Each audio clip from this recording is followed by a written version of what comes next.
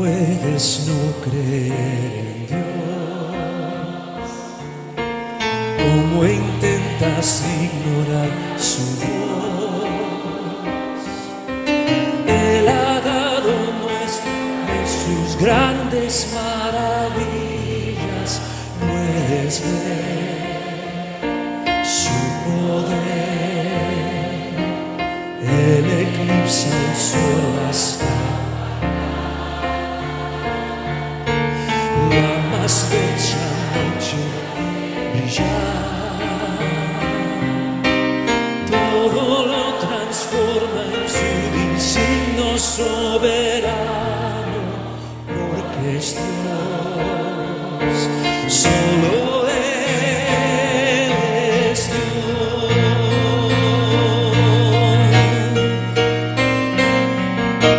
Creo en Dios, su voz levanta el viento y mare en tempestad, y por su mano alzada pronto acallará.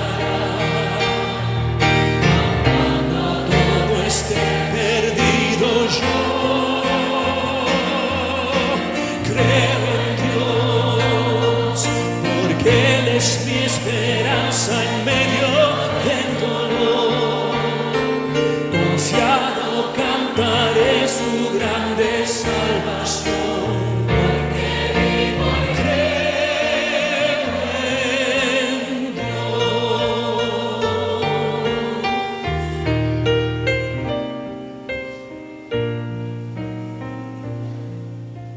Dios al mundo envuelve con su amor, su justicia y tierna compasión,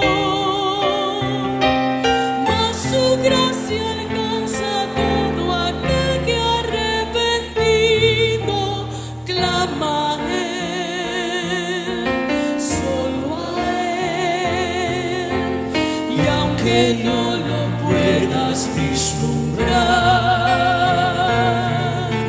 Dios es siempre fiel hasta el final, porque ha prometido caminar a nuestro lado, cerca está, porque Él es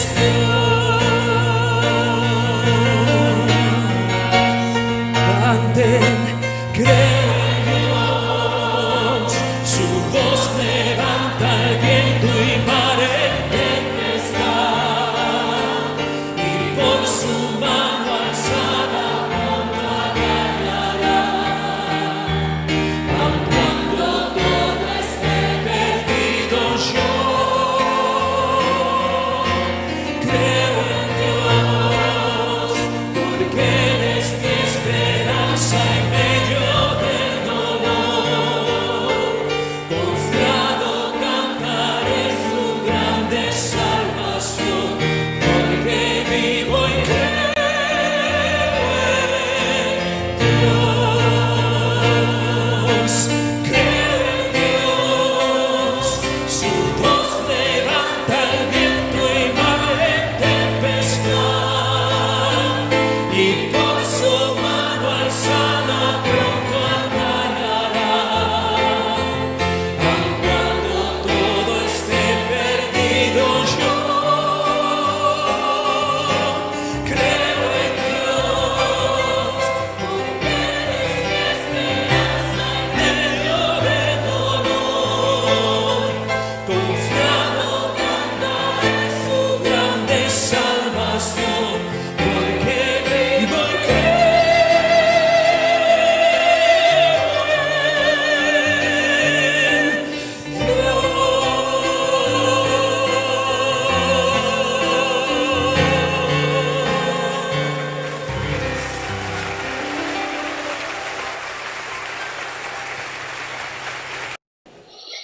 Mis amados hermanos, que el Señor les bendiga. Qué alegría poder estar reunidos para tener este tiempo especial adorando a nuestro maravilloso Señor. Aquí con mi hija estamos muy contentos de poder estar con ustedes en este momento y alabarle al Señor. Bienvenidos a todos los hermanos y hermanas que están conectados con nosotros en este momento.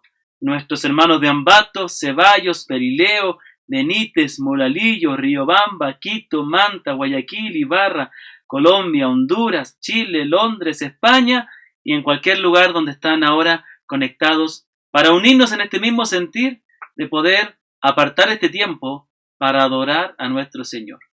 Vamos a leer la palabra en el Salmo 65, versículo 1 y 2, donde la Escritura nos llama a adorar a nuestro Dios. Dice la bendita palabra del Señor, Salmo 65, versículo 1 y 2. Tuya es la alabanza en Sión, oh Dios, y a ti se pagarán los votos. Tú oyes la oración, y a ti vendrá toda carne. Aquí dice algo interesante, dice, tuya es la alabanza en Sión. Sión es el lugar donde está ubicado el Jerusalén, y especialmente el monte del templo, donde en esa época estaba la presencia del Señor. Es un símbolo de lo que es la iglesia, es una figura de la iglesia, y la iglesia es Sión. Nosotros somos el templo, la habitación de Dios. Y después dice que tú oyes la oración y a ti vendrá toda carne. Y eso es lo maravilloso de saber que es lo que las Escrituras nos enseña, de que Dios está reuniendo un gran pueblo de toda carne, de toda lengua, tribu, raza y nación. El Señor es digno de que le alabemos, de que le honremos, de que nos alegremos en Él. Y así que vamos a dejar este tiempo en las manos del Señor y les invito a orar con nosotros para dejar este tiempo en las manos del Señor y pedirle su bendición. Oremos. Padre bendito que estás en los cielos, te alabamos y te damos gracias y queremos encomendar este tiempo que te adoraremos para que nos alegremos en ti, para que nos gocemos, para que podamos darte la alabanza, para que tu pueblo, Señor, reunido en tu nombre, pueda darte la alabanza, Señor. Gracias te damos, Señor, porque nos permites en este momento adorarte y queremos dedicar este tiempo que te adoraremos para que en todo tú seas honrado y glorificado. Perdónanos y límpianos de todo lo que te hayamos ofendido. Transforma nuestro corazón, límpianos, santifícanos por medio de tu palabra, y que Cristo sea presentado en toda su gloria y poder y autoridad hoy día, para que todos acudan a Él. Te damos gracias y ponemos este tiempo en tus manos, en el nombre del Señor Jesús, nuestro Salvador. Amén. Amén, amados hermanos. Vamos a tener en este momento la lectura de la palabra y vamos a estar leyendo en 1 de Samuel, capítulo 30. Acuérdese ahí, busquen su Biblia, primer libro de Samuel, capítulo 30. Y nuestro hermano Giancarlo Morán, desde la ciudad de Ibarra, va a estar leyendo esta palabra. Así que, mi hermano Giancarlo, saludos a todos los que estén ahí con ustedes reunidos, a todos allá, los hermanos. Un abrazo muy grande y escuchemos atentamente la lectura de la palabra en 1 de Samuel, capítulo 30, por favor. Buenos días, pastor. Feliz día del Señor, mis hermanos. Que Dios les bendiga grandemente a todos los que nos escuchan. Vamos a tener la lectura de la palabra de Dios en 1 de Samuel, capítulo 30. Amén. 1 de Samuel, capítulo 30. Dice la palabra de Dios. Cuando David y sus hombres vinieron a Siclag al tercer día, los de Amalec habían invadido al Negev y a Siclag, y habían asolado a Siclag y le habían prendido fuego. Y se habían llevado cautivas a las mujeres y a todos los que estaban allí, desde el menor hasta el mayor, pero a nadie habían dado muerte, sino se los habían llevado al seguir su camino.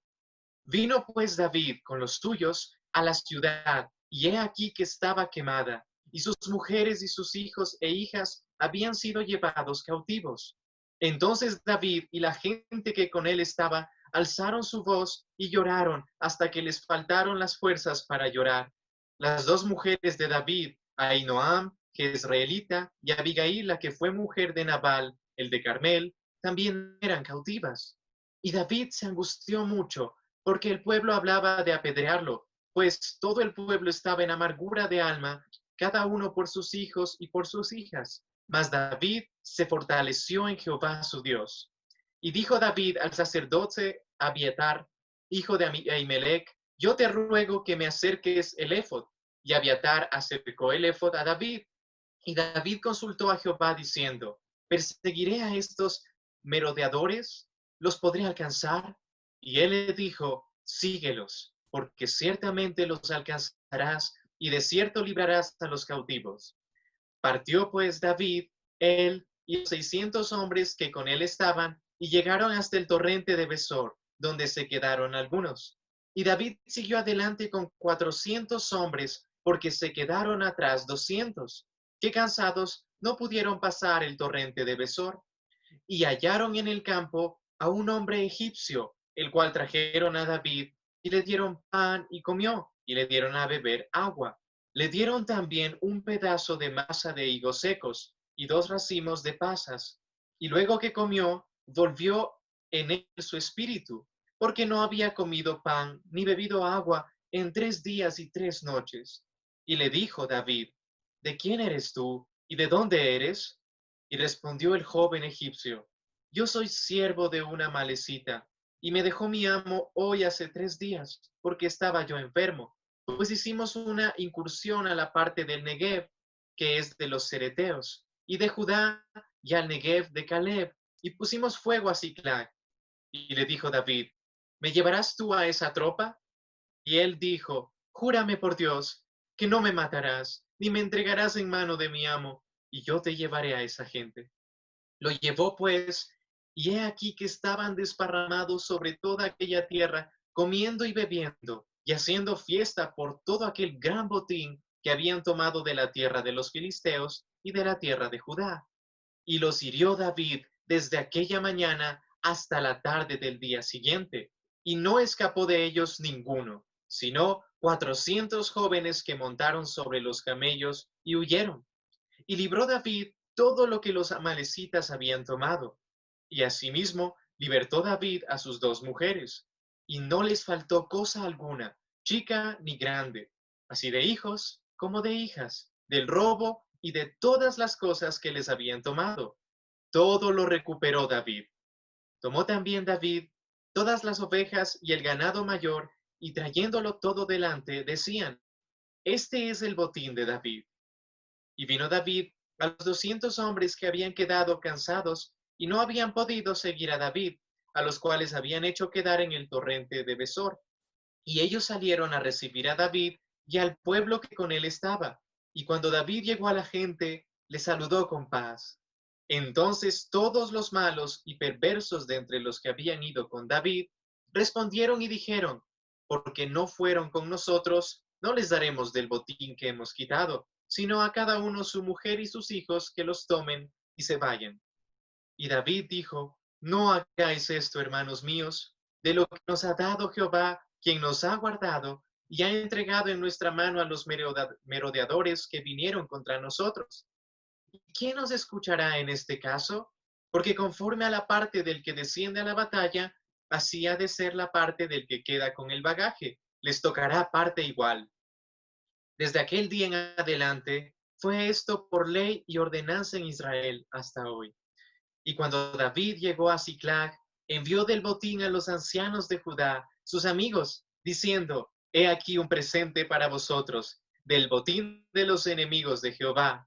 Lo envió a los que estaban en Betel, en Ramot del Negev, en Jatir, en Aroer, en Sifmot, en Estemoa, en Racal, en las ciudades de Jerameel, en las ciudades del Ceneo, en Orma, en Corazán, en Atac, en Hebrón, y en todos los lugares donde David había estado con sus hombres. Esto es palabra de Dios, mis hermanos. Amén. Amén. Damos gracias al Señor por la lectura de su palabra. Y ahora vamos a cantar al Señor. Vamos a elevar nuestras voces en adoración, en gratitud, reconociendo las virtudes y los hechos poderosos de nuestro Dios. Vamos a comenzar con el Salmo 37, que dice: Encomienda a Jehová tu camino y confía en él y él hará. La segunda estrofa dice: Guarda silencio ante Dios y espera en él y él hará. Y la última estrofa dice: Espera en Jehová y guarda su camino y él hará. Así que vamos a cantar esta hermosa alabanza al Señor. Cantemos.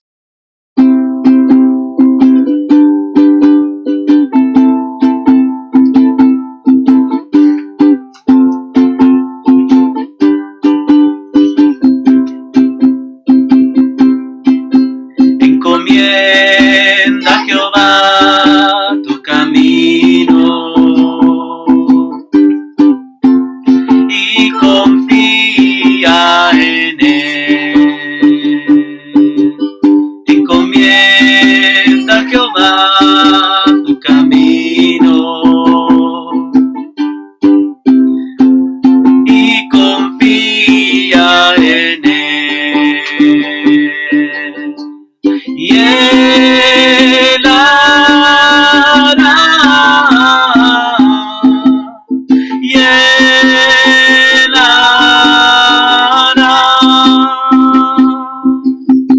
y él hará,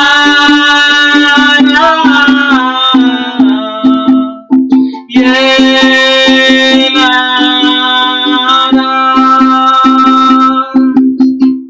Guarda silencio ante Dios y espera en él. Guarda silencio ante Dios y espera en él. Y él hará, y él hará, y él hará, y él hará. Espera a Jehová y guarda su camino. Espera a Jehová y guarda su camino.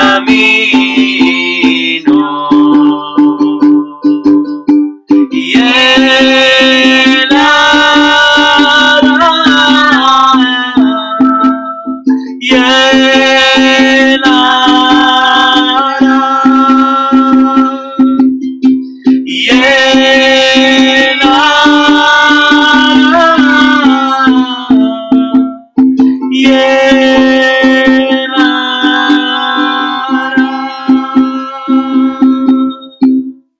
Qué hermosa palabra de este salmo. Espera a Jehová y guarda su camino, y él hará. Nuestra mayor preocupación, nuestro mayor afán, si se pudiera permitir un afán, debe ser ocuparnos de obedecer a Dios. Esa debe ser nuestra preocupación. Nosotros debemos descansar de que Él nos va a cuidar, de que nada nos va a faltar. Si nosotros procuramos buscar el reino de Dios en primer lugar, Él se encargará de lo demás. Vamos a cantar el siguiente salmo, el Salmo 40. Paciente esperé a Jehová, a mí se inclinó y oyó mi clamor. Del pozo de la desesperación, del lodo del fango me hizo sacar, sobre peña puso mis pies, y mis pasos enderezó. Puso luego cántico nuevo en mi boca, alabanza a nuestro Dios. Cantemos esta hermosa alabanza con todas nuestras voces, con todo nuestro corazón. Que se escuchen las voces hermosas que el Señor le ha dado.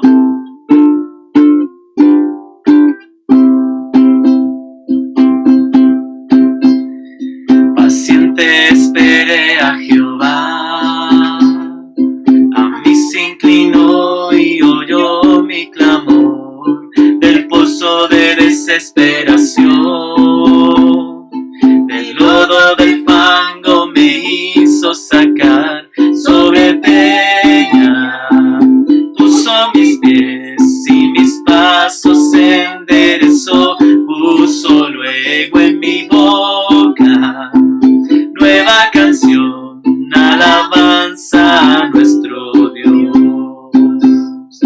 Paciente esperé a Jehová, a mí se inclinó y oyó mi clamor, del pozo de desesperación, del lodo del fango me hizo sacar, sobre peña puso mis pies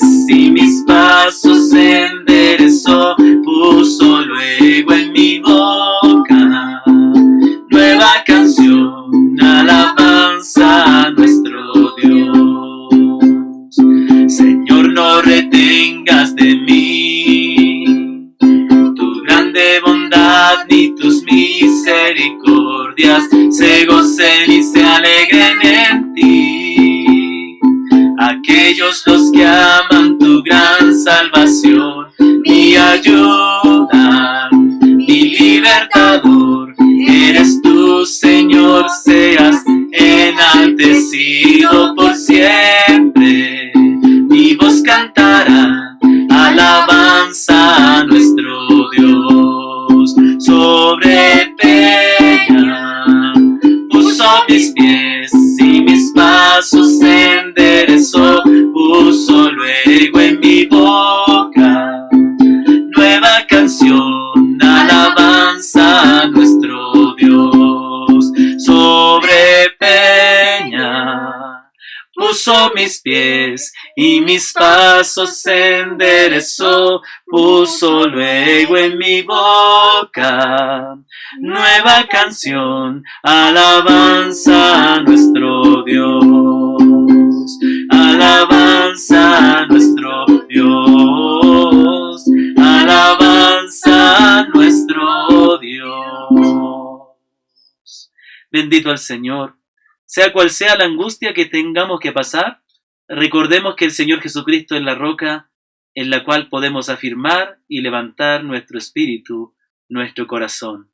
Esa es la verdad que nos sostiene, la verdad de que estamos unidos a Cristo.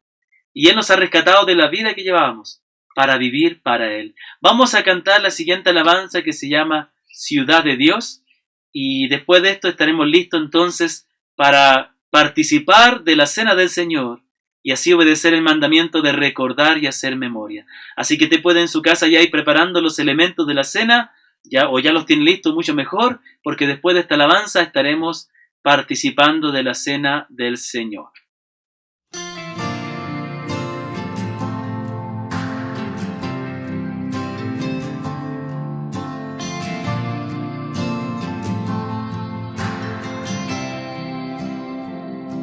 Hay un lugar al que mi alma anhela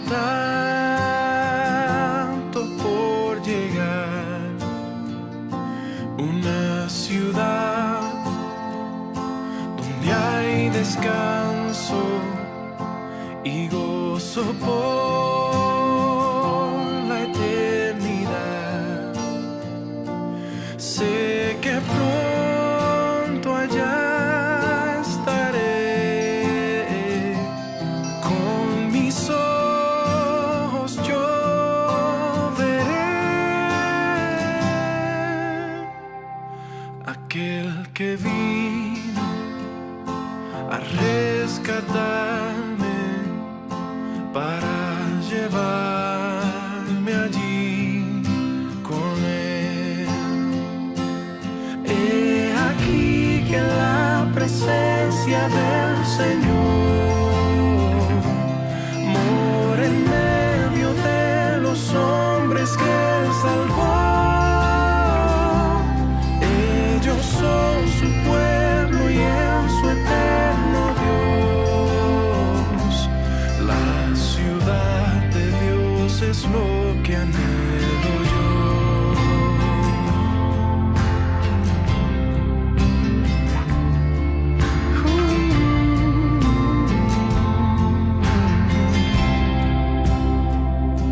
Hay un lugar resplandeciente donde no hay más oscuridad, no existe más un enemigo, se vive en plena libertad, santa y dulce comunión, sin vergüenza ni temor, pues su justicia cubre por siempre mi pecado y corrupción. He aquí que la presencia del Señor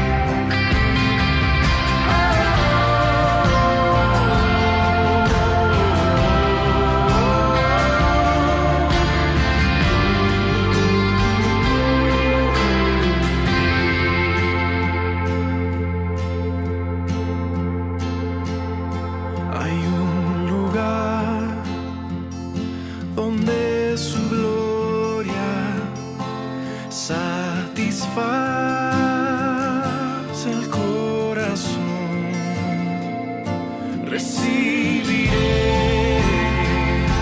la recompensa,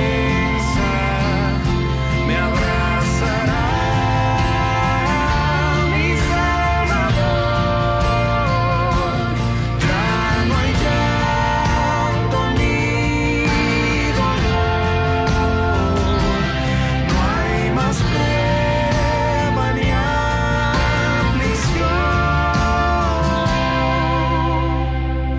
La muerte es solo una memoria, recuerdo de la redención.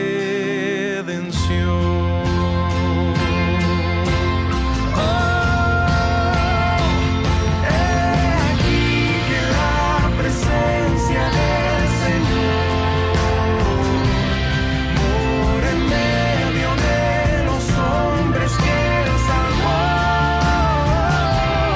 Ellos son su pueblo y es su eterno Dios. La ciudad de Dios es lo que anhelo yo. La ciudad de Dios es lo que anhelo yo.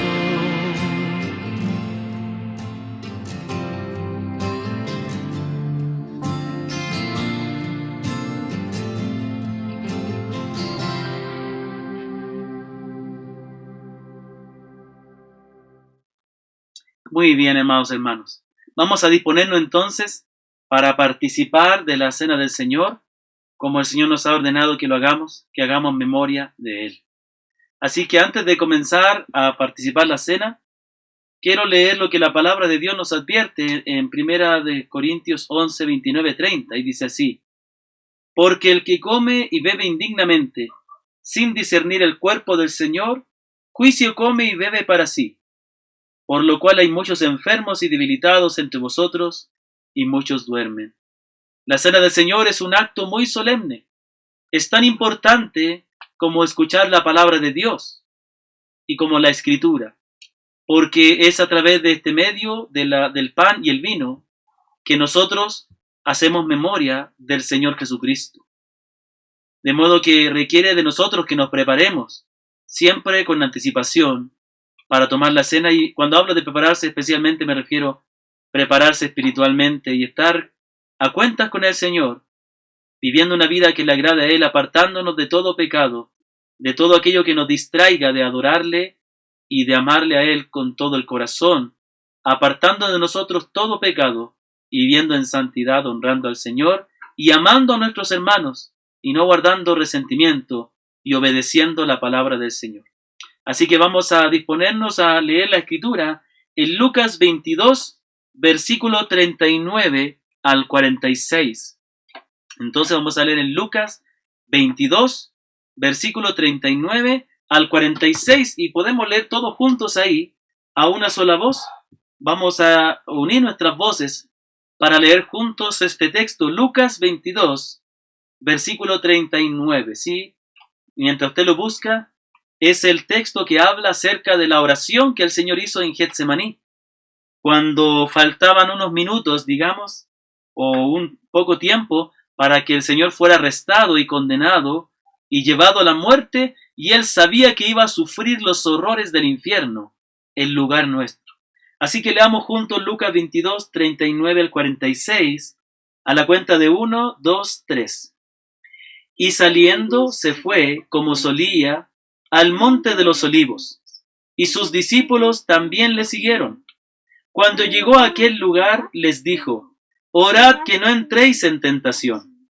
Y él se apartó de ellos a distancia como de un tiro de piedra, y puesto de rodillas oró, diciendo: Padre, si quieres, pasa de mí esta copa, pero no se haga mi voluntad, sino la tuya. Y se le apareció un ángel del cielo para fortalecerle, y estando en agonía, oraba más intensamente, y era su sudor como grandes gotas de sangre que caían hasta la tierra. Cuando se levantó de la oración y vino a sus discípulos, los halló durmiendo a causa de la tristeza, y les dijo: ¿por qué dormís? Levantaos y orad, para que no entréis en tentación. Amén. Bendito sea el Señor por su palabra. Este es el momento en que el Señor está orando y expresa a través de esta oración. Mire, entendamos algo. Muchas veces la oración no se trata solo de pedir, sino de expresar a Dios lo que sentimos. Obviamente la palabra dice que el Señor se sujetó a obediencia y que Él ya sabía y lo anticipó muchas veces a los discípulos. Él ya estaba determinado que Él iba a morir en la cruz. De modo que cuando Él hace esta oración, no es tanto para pedir, sino para expresar el dolor y la angustia que sentía. Y Él ora al Padre diciendo: si quieres, pasa de mí esta copa, pero no se haga mi voluntad sino la tuya. En esta oración tan sencilla, pero tan llena y acompañada de dolor y de tristeza por la oscuridad que él ya comenzaba a sentir, se dejan ver dos cosas que estaban sucediendo en el corazón del Señor. Primero, estaba expresando cuán difícil le era cumplir la misión que el Padre le otorgó, porque recordemos que si bien él nunca dejó de ser Dios, él se hizo hombre, y como hombre fue tan débil como nosotros. Él se sujetó a las limitaciones humanas, de modo que no le fue fácil cumplir, pero a la vez él mismo está expresando que se haga la voluntad del Padre, mostrando así que aunque era difícil para él estaba dispuesto a hacer la voluntad de su Padre, mostrándonos a nosotros que el amor tan grande que él le tenía al Padre, que estuvo dispuesto a obedecer hasta la muerte, aunque era algo muy duro para él. Ese es el amor que él tuvo al Padre y a nosotros. Y eso es lo que nosotros debemos recordar cada vez que partimos el pan y bebemos la copa, como el Señor nos mandó. Él dijo que hiciéramos esto en memoria de Él, que le recordáramos. Ese es el propósito de la cena del Señor, recordarle, hacer memoria de Él.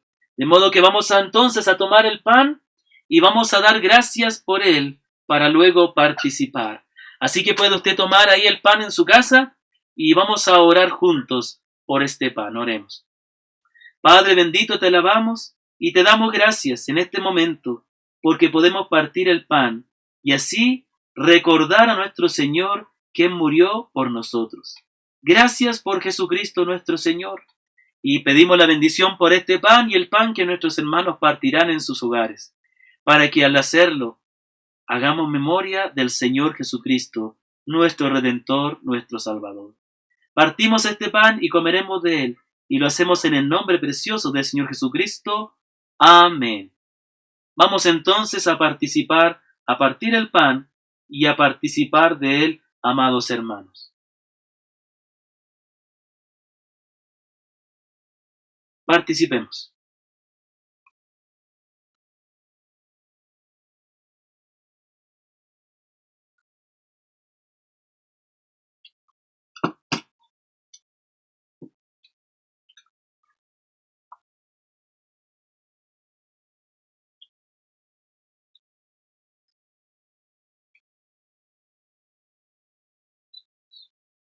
Amén. Recordemos que es un tiempo de reflexión y de contemplación donde recordamos y meditamos en lo que el Señor hizo por nosotros.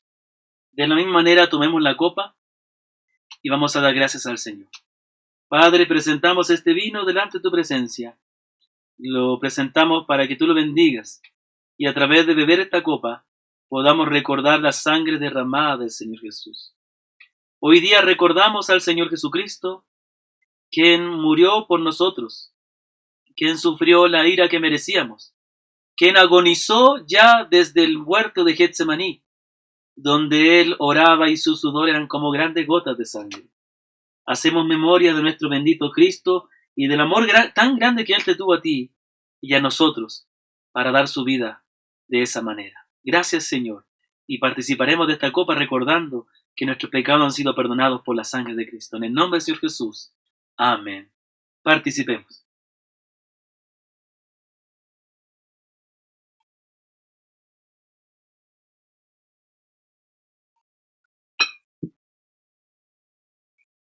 Bendito sea el Señor.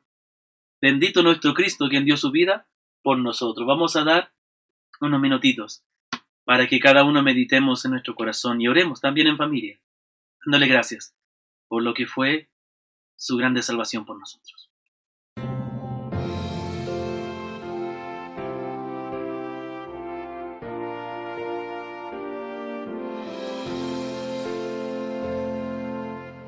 Por la justicia de Jesús, la sangre que por mí vertió, alcanza ese perdón de Dios y cuánto bien nos prometió, que solo Él rescatase, segura bases de mi fe, segura bases de mi fe. Así turbada no veré mi paso incomparable don, aun cuando un tiempo oculto esté, me dejará su bendición. En mí no puedo hallar jamás la base firme de la paz, la base firme de la paz. En la tormenta es mi sostén, el pacto que juró y selló, su amor es mi supremo bien, pues en la cruz me redimió. Jesús la peña me será, base única que durará, base única que durará.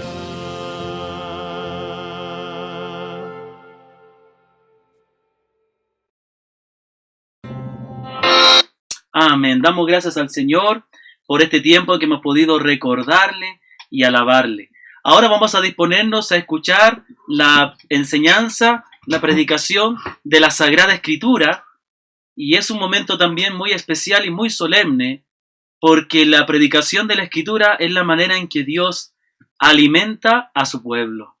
Entonces, de la misma manera que nos reunimos para recordar al Señor, tan importante también es reunirnos para escuchar la predicación de la palabra.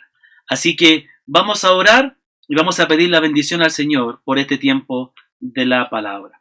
Padre bendito, esta mañana nos acercamos una vez más a tu presencia. Es hermoso estar delante de ti. Es hermoso saber que estamos muchos ahora delante de tu presencia, reunidos en nuestros hogares con nuestra familia, buscando adorarte, buscando agradarte, buscando oír tu voz. Asimismo también te damos gracias porque hay muchas personas que antes no escuchaban la palabra, pero ahora la están haciendo, Señor. Y tú llamas a más personas, atráeles para que escuchen tu palabra, para que te busquen de todo corazón. Quiero rogarte, Señor, que abra nuestro entendimiento y que recibamos tu palabra con gozo y con alegría. En el nombre del Señor Jesucristo, nuestro amado Redentor y Salvador. Amén. Amén, hermanos. Entonces vamos a continuar con nuestro estudio de la palabra en el libro de los Hechos. Hechos capítulo 4, estamos ahí esta mañana. Así que permítame compartirles la pantalla para que podamos ver en lo que el Señor nos está diciendo. Muy bien, permítame un momentito, hermanos. Vamos a corregir acá. Ok, muy bien, ahí podemos ver. Entonces, estamos viendo el capítulo 4 y le hemos puesto por título El poder de la palabra en medio de la oposición. Y eso es lo que vimos la semana anterior. Vamos a hacer un breve recuento de lo que vimos la semana anterior.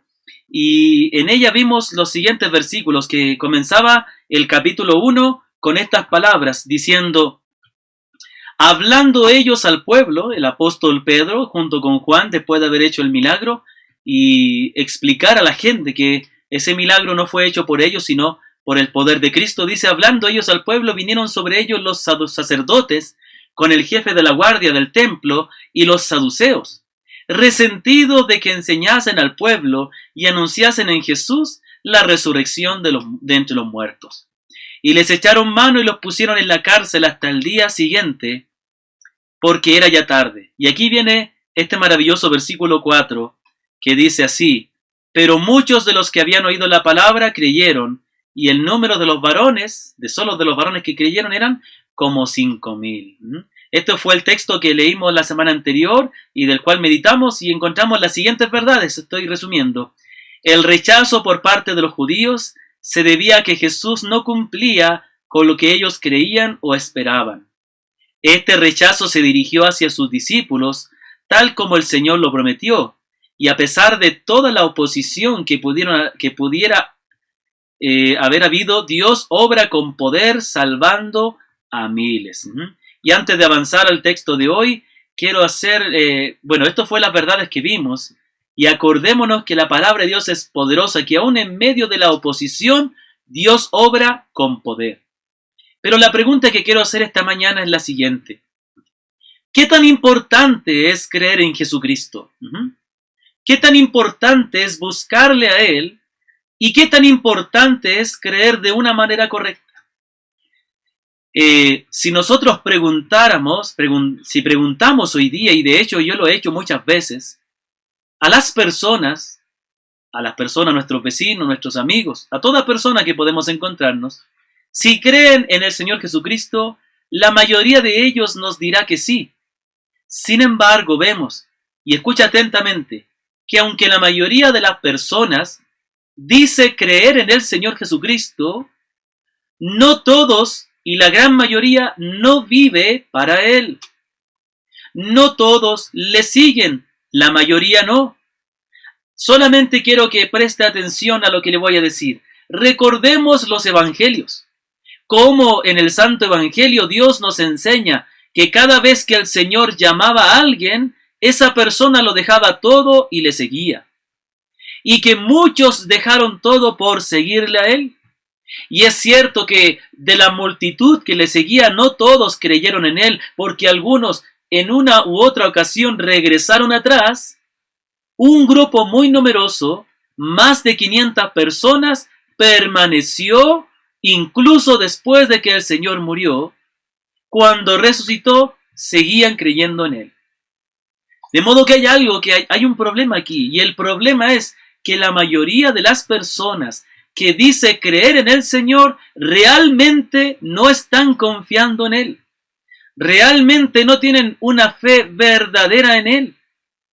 Porque muchos de ellos se demuestra que no creen en Él porque no han sido transformados por Él, de modo que no viven para Él. Parte de esto se debe a que por tradición no se ha presentado a Cristo verdaderamente como el Señor. Tan así que otros han ocupado su lugar, al punto de llegar a decir que la madre de nuestro Señor se ha transformado en la señora. Y así tenemos la señora de esto, la señora de lo otro, y así se le ha quitado el lugar de autoridad de Cristo. En el texto de hoy, en el texto de la Escritura, veremos claramente cómo el creer en Cristo es imprescindible, indispensable para la salvación del alma. Que nadie que pueda decir que tiene verdadera fe en Dios puede decir que cree realmente en Dios si no ha creído en Cristo. Pero también vemos que esta verdadera fe en Cristo es aquella que le reconoce como el Señor, que reconoce su autoridad. Teniendo en cuenta esto, comencemos con la lectura de nuestro texto de hoy. Versículo 5 dice: aconteció al día siguiente que se reunieron en Jerusalén los gobernantes, los ancianos y los escribas, y el sumo sacerdote Anás, y Caifás, y Juan, y Alejandro, y todos los que eran de la familia de los sumos sacerdotes, y poniendo en medio a los discípulos, a Pedro y a Juan, les preguntaron, y aquí viene esta pregunta: ¿con qué potestad o en qué nombre habéis hecho vosotros esto? Entonces, detengámonos aquí. Aquí tenemos la primera parte de este texto. Y aquí la pregunta de ellos es acerca de la autoridad. Disculpen mi letra, pero dicen que los hombres inteligentes tenemos las letras horribles. Entonces, voy a borrar porque realmente no se entiende nada. Y voy a poner mejor acá que la pregunta que ellos hacen es con relación a la autoridad con la cual ellos hacen el milagro. Versículo 7 dice que las autoridades, que todos los judíos, las autoridades, junto el sumo sacerdote, junto con Caifás, Juan y Alejandro, y todos los que eran de la familia de los sumos sacerdotes, dice que ellos le preguntaron con qué potestad o en qué nombre habéis hecho vosotros esto. Entonces, aquí viene el punto. La preocupación de los judíos es con qué autoridad ellos hicieron ese milagro. Acordémonos que ellos cuestionaban mucho la autoridad, porque ellos pensaban que solamente la autoridad procedía de ellos. En una ocasión, acordémonos que cuando, a pesar de haber visto las evidencias del milagro del Señor Jesucristo, algunos llegaron a decir que el Señor hizo ese milagro por la autoridad de Belcebú, el príncipe de los demonios. De modo que ellos pensaban que Jesucristo estaba utilizando una autoridad demoníaca, una autoridad satánica para hacer sus milagros. Ellos no reconocieron la autoridad de Cristo como alguien que venía de Dios. Es por eso que aquellos que se convirtieron fue porque reconocieron su autoridad. Tenemos ahí a Nicodemo, que también era fariseo y era un principal, pero a diferencia de los demás, él le dijo a Jesús: sabemos que vienes de parte de Dios como maestro, porque nadie puede hacer las señales que tú haces. Entonces, de eso se trata el punto aquí, de la autoridad. Y este es el problema. El problema con los judíos es que ellos no reconocían la autoridad de Cristo y por ende tampoco reconocieron la autoridad de los apóstoles, autoridad que le fue dada por Cristo. Y eso es lo que ellos quieren saber. Quieren saber qué autoridad usaron ellos. Potestad es lo mismo que autoridad o derecho. Acuérdese lo que dice Juan capítulo 1 versículo 12. Mas a todos los que le recibieron, es decir, aquellos que creen en su nombre, les dio potestad, autoridad de ser hechos hijos de Dios. Tiene que ver con tener autoridad o derecho. Pero también le preguntan por el nombre. Y como hemos explicado, y hoy día también la palabra nos va a explicar una vez más, el nombre tiene que ver con la autoridad. ¿Bajo qué nombre? ¿Usando qué nombre ellos habían hecho esto? ¿Usando el nombre de algún demonio quizás? Eso es lo que estaba en la mente de ellos. Acuérdense lo que les dije, que ellos blasfemaron al Espíritu Santo. Entonces, aquí viene el versículo 8. Entonces, la respuesta de Pedro está acorde con la pregunta de los judíos. Esto es muy importante cuando estudiamos las Escrituras, considerar estos detalles y estar atentos a lo que dice el texto para no sacar conclusiones apresuradas. Entonces la respuesta de Pedro va a consistir en mostrarles a ellos con qué autoridad ellos hicieron el milagro. Entonces, versículo 8 dice que Pedro, y aquí viene algo maravilloso, dice: lleno del Espíritu Santo les dijo. Y esto es muy importante. Vemos aquí y en muchas partes del libro de los Hechos que el poder del Espíritu Santo capacita al creyente para predicar la palabra. Dice que Pedro, lleno del Espíritu Santo, les dijo, y ahí comienza él a predicar un maravilloso sermón, donde presenta a Cristo en toda su gloria. Recordemos lo que fue el Pentecostés. Hoy día se habla mucho de tener el poder de Pentecostés o el fuego de Pentecostés. Y muchos dicen tener ese poder se trata de hacer milagros y señales. Pero recordemos, cuando pasamos por ahí, que el poder del Espíritu Santo vino sobre los creyentes en el día de Pentecostés para capacitarles, para que ellos pudieran hablar la palabra de Dios. El resultado de que los creyentes fueron llenos del Espíritu es que hablaron la palabra. ¿Y esto es algo menor que los milagros? Alguno quizás de ustedes está decepcionado y diría, yo pensé que el poder de Dios se manifestaba en milagros. Pero es que entienda una cosa, no es algo menor que la llenura del Espíritu Santo se demuestra en la predicación de la palabra, porque es a través de la predicación de la palabra que Dios salva a las personas, no a través de los milagros. Los milagros no son los que convencen a las personas de pecado. Los milagros no son los que muestran a Cristo para que ellos confíen en Él. Es la palabra de Dios, predicada por los creyentes en el poder del Espíritu, la que salva, la que trae convicción de pecado, la que abre los ojos y la que muestra a Cristo para que confíen en Él. Y esto es algo maravilloso, hermanos. Todos hoy día, la iglesia hoy día necesita ser llena del Espíritu para hablar con poder la palabra de Dios. El mundo necesita oír la palabra de Dios. La fe viene no por el ver los milagros, la fe viene por el oír, y el oír es posible por la palabra de Dios, dice la Escritura. Entonces, aquí viene el punto. El punto es que Dios llena a este hombre, a Pedro, un fiel discípulo de Cristo, un hombre débil como todos nosotros. Lo llena de su espíritu y él predica un poderoso mensaje, respondiendo la pregunta de ellos muy claramente, mostrando a Cristo en toda su autoridad. Entonces llegamos al versículo 9. Y en el versículo 9 dice, puesto que hoy se nos interroga acerca del beneficio hecho a un hombre enfermo, ¿de qué manera éste haya sido sanado?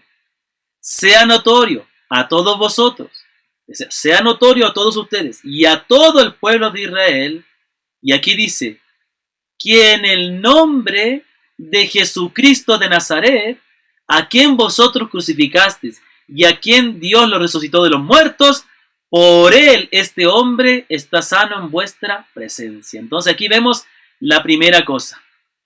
Primera cosa que hace Pedro es mostrarles que en el nombre de Jesucristo de Nazaret, este hombre fue sanado.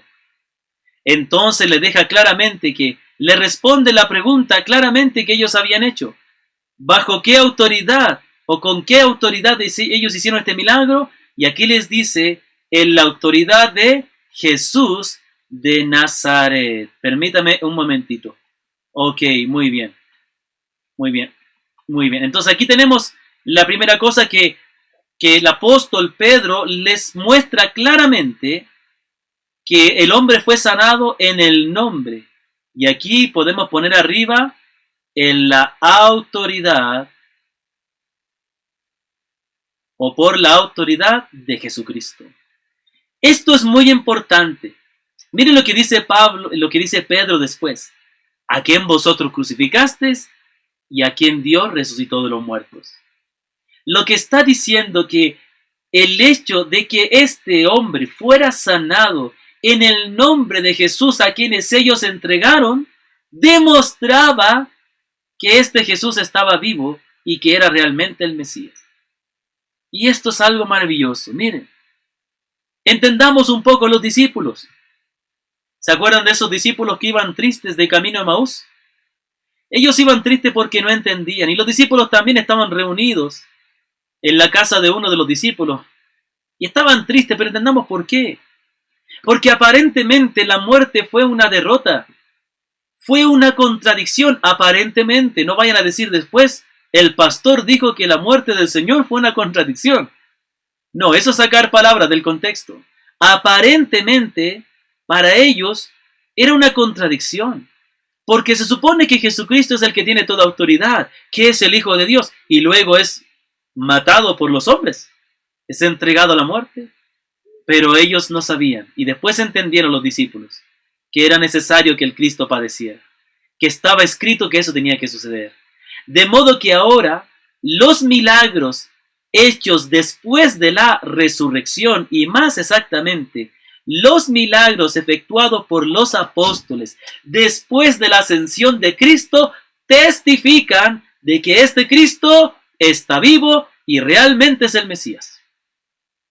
Y entonces pasa a decir una gran verdad, el versículo 11.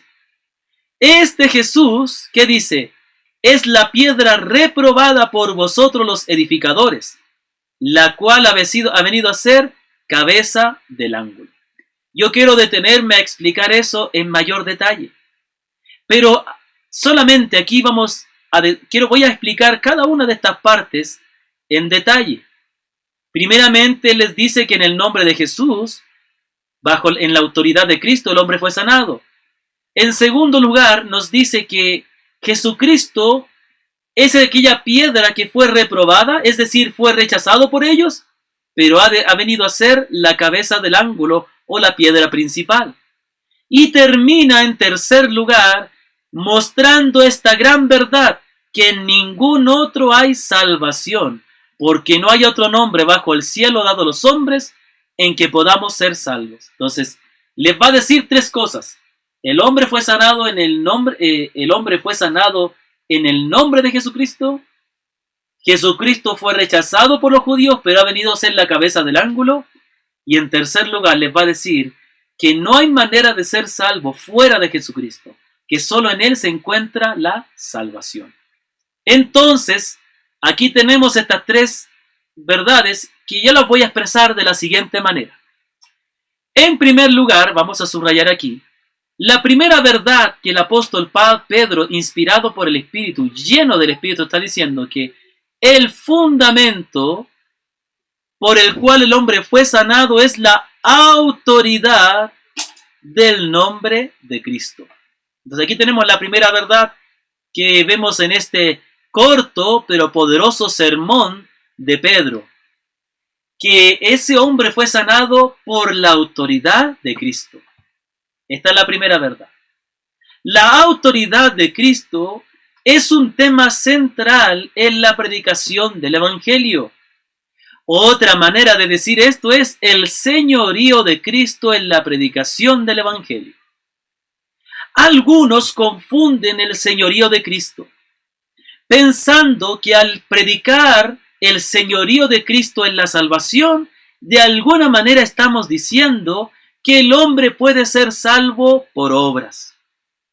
Pero nada puede estar más lejos de la realidad.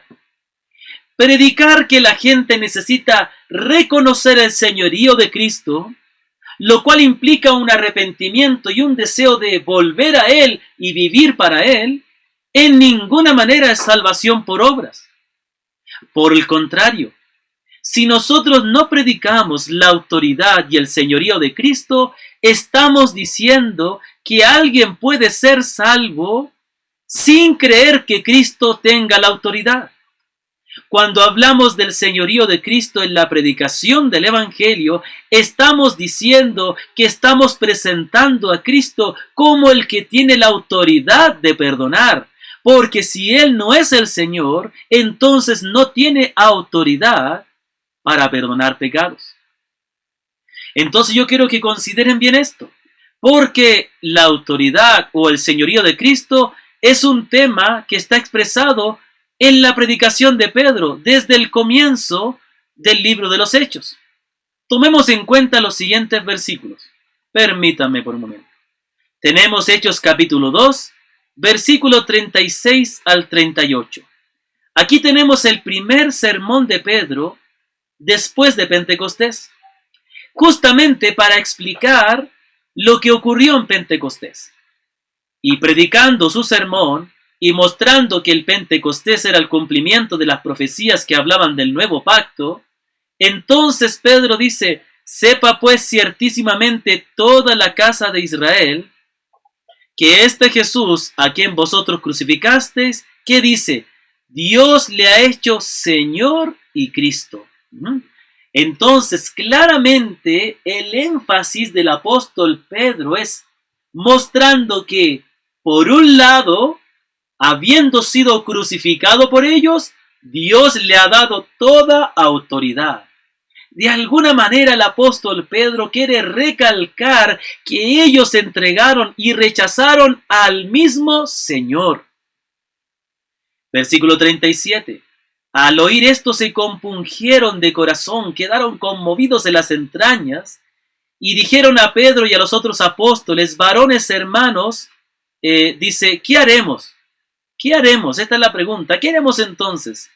Y aquí les dice, arrepentíos y bautícese cada uno de vosotros en el nombre de Jesucristo para perdón de pecados y recibiréis el don del Espíritu Santo. Ciertamente que yo tuve ese tiempo que vimos Hechos capítulo 2 la oportunidad de explicar de que en ninguna manera está cambiando la fórmula en que se debe bautizar, sino que el énfasis está en que la gente debía bautizarse como una manera de confesar que Jesús era el Señor. Por eso dice, bautícese. No es que las personas se bautizan, las personas son bautizadas, pero ellos debían ir para confesar que Jesús es el Señor. Por eso dice, bautícese cada uno de vosotros en el nombre de Jesucristo, para perdón de pecados y recibiréis el don del Espíritu Santo. También expliqué en esa ocasión que en ninguna manera está diciendo que el bautismo es el que nos da finalmente la salvación, sino que está hablando de reconocer, porque acordémonos que el bautismo es una confesión de algo que se cree. Es una confesión pública de mi fe en Cristo. Por eso dijo el Señor, el que creyere y fuere bautizado será salvo, pero el que no creyere será condenado. Entonces, aquí vemos que el énfasis del apóstol Pedro es recalcar el señorío de Cristo, el señorío y la autoridad. Por eso él dice en el nombre de Jesús. Los judíos preguntaron, ¿bajo qué autoridad, con qué potestad o qué nombre? Y la respuesta entonces podría ser, bajo la autoridad, bajo la potestad, el nombre de Jesucristo. También Hechos de los Apóstoles, capítulo 3, versículo 16, en el segundo sermón de Pedro, explicando la sanidad del hombre cojo, dice, y por la fe en su nombre, a vosotros veis y conocéis, le ha confirmado su nombre, y la fe que es por él ha dado a esta completa sanidad en presencia de todos vosotros. Entonces, ¿qué es lo que está diciendo el apóstol aquí? Primera verdad, el nombre, la autoridad de Cristo quedó demostrada a través de ese milagro. De modo que aquí esto es algo muy importante. Nos deja claro que el creer en Cristo tiene que ver con reconocer su autoridad, reconocer su señorío. No puedes decir que tú crees en Jesucristo si no reconoces su señorío. Por eso hay que volverse a Él. Porque el arrepentimiento se trata de haber faltado, faltado a la ley de Él. Y ahora me arrepiento de no haber vivido conforme a su voluntad. Y ahora reconozco que Él es el Señor y confío en Él para el perdón de mis pecados con la disposición de que Él cambie mi vida para vivir para Él ahora en sus mandamientos. Sabe que esto es muy semejante a lo que significaba en el antiguo pacto convertirse en judío. ¿Se acuerdan que en muchas de las escrituras habla de algunos prosélitos? Incluso dice que es interesante que en muchas de las sinagogas que el apóstol Pablo predicó, muchos de los convertidos habían sido prosélitos. ¿Y qué es lo que era un prosélito? Un prosélito era alguien que no había nacido en el pueblo judío, que era gentil, que no tenía sangre hebrea, pero que reconocía al Dios de los hebreos y estaba dispuesto a someterse a su ley. ¿Sabe? El evangelio es el mismo. No es un evangelio diferente en el Nuevo Testamento al del Antiguo. Es lo mismo. No se trata de salvación por obras. Se trata de arrepentimiento, de haber faltado la ley de Dios. Pero ahora, confiando en Él, vivir para Él, sometiéndose a su ley, sometiéndose a su señorío. No está diciendo que uno es salvo por tomar la determinación de obedecer los mandamientos. Uno es perdonado por haber desobedecido los mandamientos. Uno es perdonado por la fe en Cristo, por haber desobedecido esos mandamientos, y ahora perdonado, nos disponemos a vivir para obedecerle. Eso es confesar. Por eso dice la Escritura, que si confesares con tu boca que Jesús es el Señor, y creyeres en tu corazón que Dios le levantó de los muertos, serás salvo. Entonces, déjame decirte, estimado amigo, amiga, que mientras no reconozcas la autoridad de Cristo, no eres salvo. Y yo quiero detenerme aquí un momento. Muchos de ustedes pretenden creer en el Señor, pero realmente no estás creyendo en Él, porque no has dejado de vivir para ti mismo. Déjame decirte algo, si solo sigues viviendo según tus pensamientos, según tus ideas, y no te has sometido a la ley de Dios, entonces no te has arrepentido de nada. No has reconocido la autoridad de Cristo. Sigues en tus pecados. Por eso debes confesar que Jesús es el Señor, arrepintiéndote y por la fe en Él, ser perdonado, y por el mismo poder de Él, ahora viviendo para Él. Porque si nos arrepentimos, es para vivir de una manera diferente, no para seguir viviendo igual. La segunda verdad que encontramos aquí es que Cristo es la piedra angular que fue rechazada por los judíos. Aquí volvamos al versículo 11. Este Jesús es la piedra reprobada por vosotros, los edificadores, la cual ha venido a ser cabeza del ángulo. Ahora, yo quiero que entendamos algo muy importante aquí. Aquí se nos presenta a Jesucristo como una piedra y a los judíos como constructores. Entonces, ¿a qué se refiere esto? Perdón. Muy bien, vamos a ver solamente aquí, ok. Entonces, esta palabra que está en el versículo 11 es una referencia al libro de los Salmos. Miren lo que dice el Salmo 118, versículo 22. La piedra que desecharon los edificadores ha venido a ser cabeza del ángulo. Exactamente lo mismo. Ahora, vamos a tratar de entender un poquito.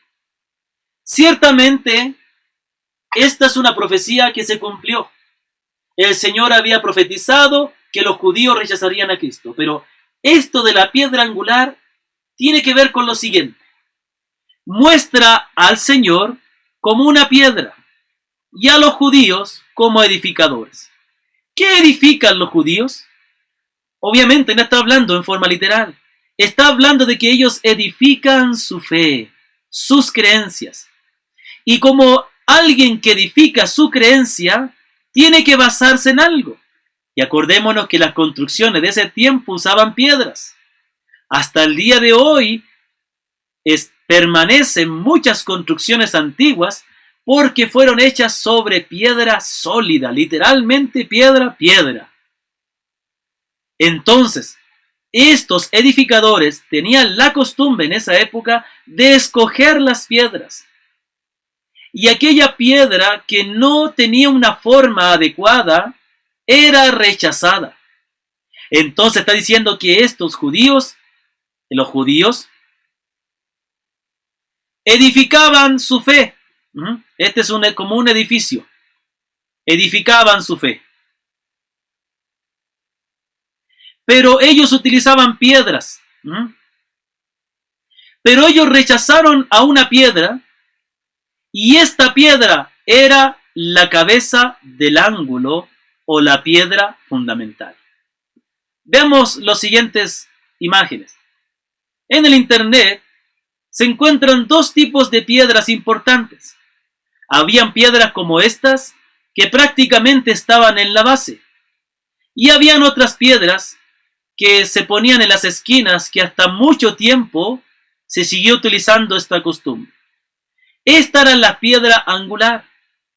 ¿Qué era la piedra angular? Era la piedra en la cual se asentaba el edificio o la cual marcaba los límites de cómo se debía construir o marcaba las medidas de los ángulos de cómo se debía construir una casa. Es por eso entonces, hermanos, que cuando el apóstol Pedro está diciendo que Jesucristo es la piedra que ellos rechazaron y que ha venido a ser la cabeza del ángulo, está diciendo que aquella piedra que ellos rechazaron era justamente la piedra que no debían rechazar. Era la piedra más importante, la piedra angular, la piedra principal. Esto tiene que ver con dos cosas, con que primeramente Jesucristo fue rechazado por ellos, pero en segundo lugar, que Cristo era fundamental para ellos.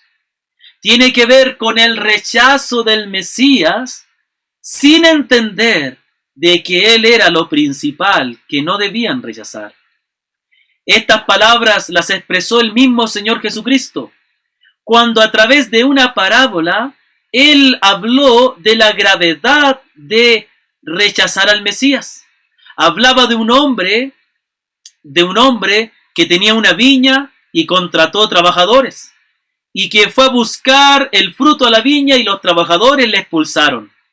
Entonces, en una ocasión dice que este dueño envió a su hijo, y versículo 14 dice: los labradores al verle discutían entre sí diciendo: este es el heredero, venid, matémosle para que la heredad sea nuestra. Y le echaron fuera de la viña y le mataron. ¿Qué pues les hará el señor de la viña? Vendrá y destruirá a estos labradores y dará su viña a otros. Y aquí dice que los judíos, cuando oyeron esto, dijeron: Dios nos libre. Sí, los judíos entendieron la parábola de que era muy grave rechazar al Hijo de Dios. Pero él, mirándolos, dijo: ¿qué pues es lo que está escrito? Y aquí cita el Salmo 118. La piedra que desecharon los edificadores ha venido a ser cabeza del ángulo. Todo el que cayere sobre aquella piedra será quebrantado, mas sobre quien ella cayere le desmenuzará. ¿Qué estaba hablando el Señor? El Señor estaba mostrándoles que al igual que esos trabajadores de la viña mataron al Hijo y serán destruidos por el Padre, así serán destruidos todos aquellos que desechen la piedra principal. También primera Pedro, el mismo apóstol Pedro, años después, cuando él envía su carta a los expatriados de la dispersión, les dice: por lo cual contiene la escritura: he aquí pongo en Sión la principal piedra del ángulo, escogida y preciosa, y el que creyere en él no será avergonzado. Mas vosotros pues los que creéis, él es precioso. Pero para los que no creen, la piedra que los edificadores desecharon ha venido a ser la cabeza del ángulo, y piedra de tropiezo, y roca que hace caer, porque tropiezan en la palabra siendo desobedientes, a lo cual fueron también destinados.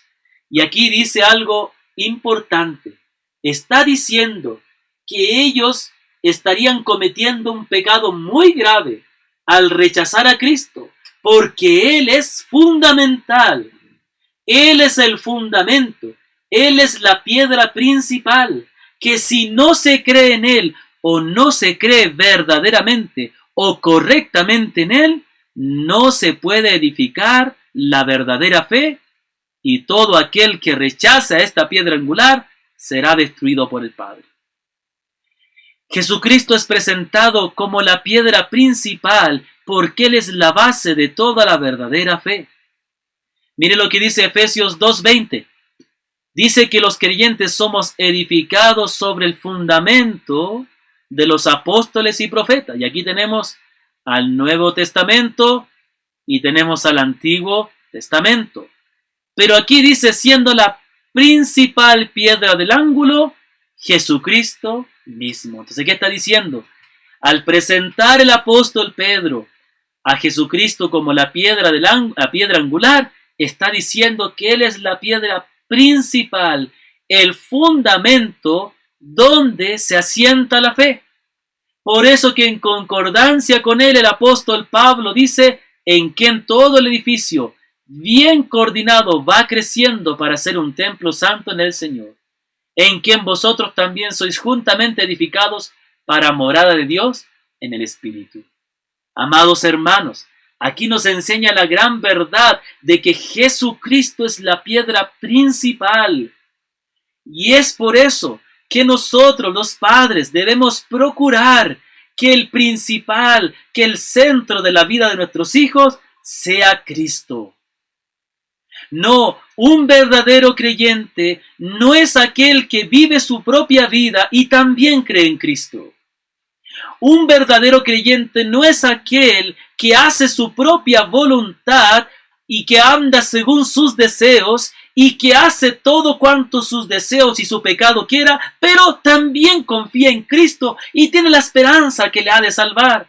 No, un verdadero creyente es aquel que se ha arrepentido de esa vida egoísta que vivía para sí mismo y ahora vive para Cristo, y Él es el fundamental.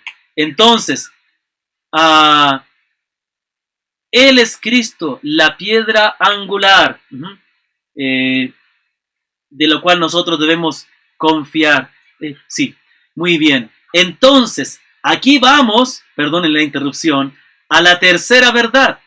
Y la tercera verdad es que solo en Jesús, aquí vamos a pintar, solo en Jesús hay salvación. No hay salvación fuera de Él. Y eso es lo que Él dice en el último versículo 12. Y entendiendo y en razón de que Jesucristo es la piedra angular, en ningún otro hay salvación. Porque no hay otro nombre bajo el cielo dado a los hombres en que podamos ser salvos. Solo Jesucristo. Y amados hermanos, este es el punto. El mensaje de Pedro es que Cristo es fundamental, que si no se cree en Él, si uno no se ha entregado a Él, si no cree verdaderamente en Él al punto de que Él es el centro y nuestro mayor amor, no hay salvación.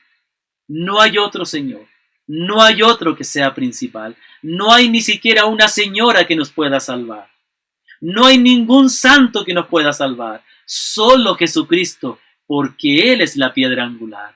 La fe cristiana está basada en el Hijo de Dios, no en la madre del Hijo de Dios, no en los santos del Hijo de Dios, no en los siervos del Hijo de Dios. La fe cristiana se basa en el Hijo de Dios. Y ese era el problema de los judíos, que ellos no reconocían a Cristo y estaban rechazando a aquel que era lo fundamental, para lo cual fueron preparados desde el Antiguo Testamento. Lo más importante lo rechazaron. La palabra de Dios dice claramente, Jesucristo dijo, yo soy el camino, la verdad y la vida, nadie viene al Padre sino por mí. Después dice, porque hay un solo Dios y un solo mediador entre Dios y los hombres, Jesucristo hombre. Estimado hermano y hermana, quiero terminar con estas palabras. Quiero hacerte caer en cuenta que Jesucristo es el centro y que si Él no es la piedra angular de nuestra fe, entonces no tenemos fe, no tenemos vida eterna, no tenemos salvación. O Cristo es lo más importante, o estamos perdidos. O Cristo es en que está puesta tu fe, o en Cristo es el al cual te has sometido y al cual amas, o estarás perdido por la eternidad. Piensa y reflexiona.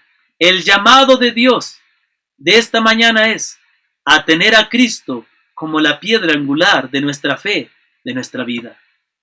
Si no ha sido así, entonces arrepiéntete.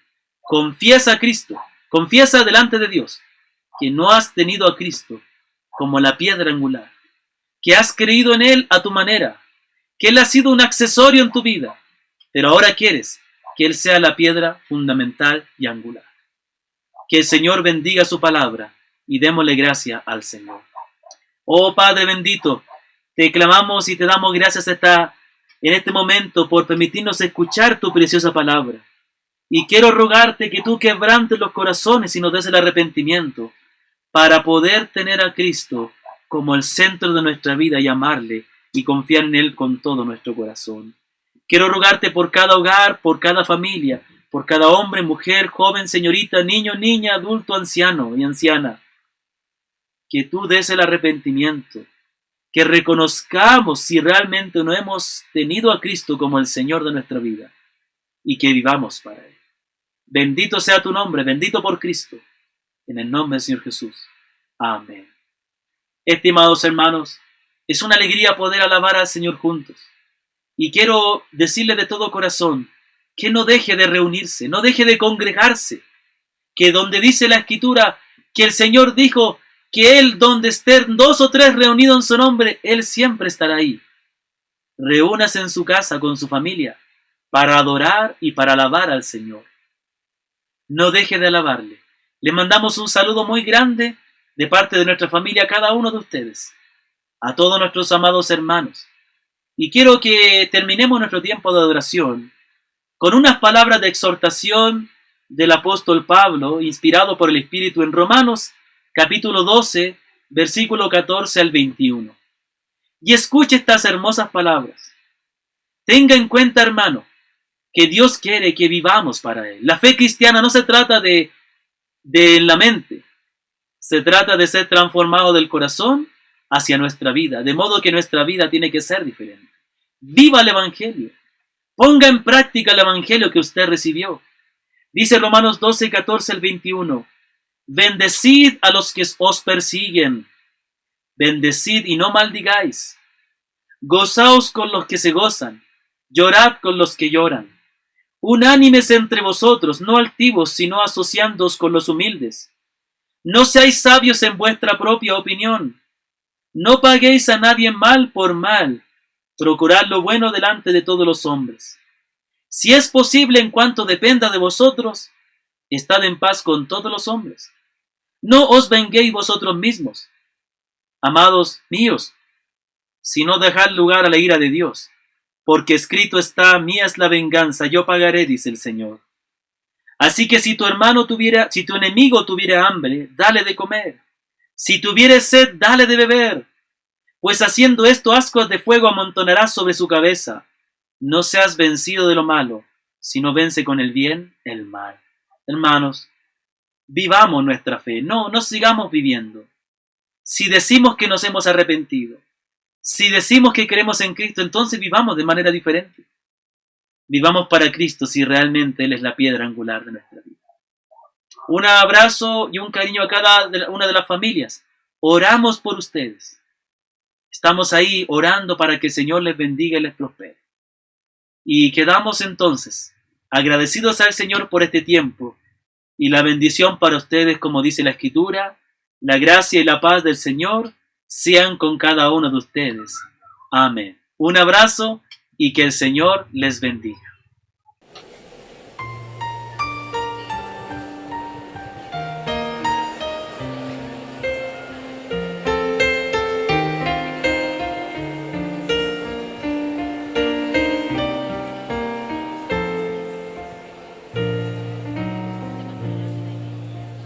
¿Cómo puedes no creer en Dios? ¿Cómo intentas ignorar su voz? Él ha dado muestra de sus grandes maravillas. Puedes ver su poder. Él eclipsa el sol hasta la más bella noche brillar. Todo lo transforma en su designio soberano, porque es Dios. Solo